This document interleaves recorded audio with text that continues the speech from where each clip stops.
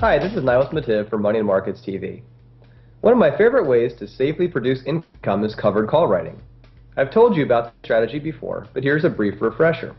When you write a call, you're selling another investor the right to buy shares from you at a predetermined price within a predetermined time frame. In the process, you collect an upfront payment known as a premium.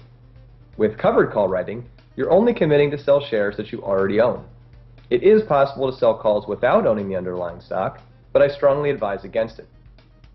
Now, the reason I'm bringing up covered call writing again is that I just completed a trade for my dad's income portfolio that's a great real-world example of how effective this strategy can be. Back in October of 2010, we bought 200 shares of Pfizer at $17.39 a piece. Since then, the stock has done quite well, rising more than 25%. In addition, Dad has collected another 10% or so in dividend payments. However, Pfizer's shares were trading close to $22 at the end of last month, an area that's historically represented a major ceiling for the stock. Plus, given the strong start to the year, the broad market seemed to have less upside going forward. So I told Dad and my Income Superstar subscribers to write covered call options on the Pfizer position with a strike price of $22 a share, slightly below where it was trading at the time. Right off the bat, Dad was able to collect $150 in premiums after his initial commissions were paid. At that point, several things could have happened. If Pfizer had stayed above $22 a share, the holder of our contracts could have exercised them. In that case, Dad would have kept his premium and all those dividends he collected and would have walked away with an overall capital gain of about 26.5%.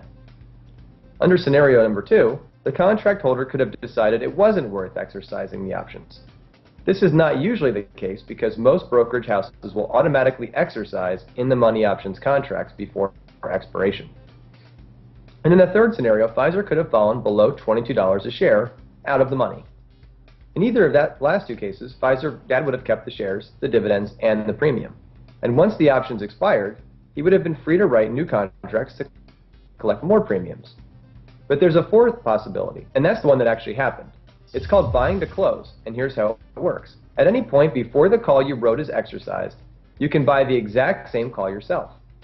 In doing so, you have effectively canceled out the contract you initially wrote.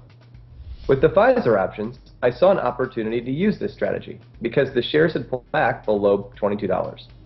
That meant Dad was able to buy back the same options contract for a lot less than he originally sold it for, just $28 versus $150. Plus, he would be taking a risk that another run-up in the shares would cause him to lose his underlying position in Pfizer. So ultimately, Dad was able to lock in a profit of about $122 in 3 weeks. Based on his underlying investment in Pfizer, that represents a 3.5% return on his investment, or more than 60% annualized. And as it turned out, the decision to close the trade early was the right one, because by the expiration date, Pfizer's shares were back above 22 again. These real-world results prove that this strategy has terrific potential to boost a portfolio's investment income, especially if you actively manage your positions. I'm Nilus Mattive for Money and Markets TV. Thanks for watching.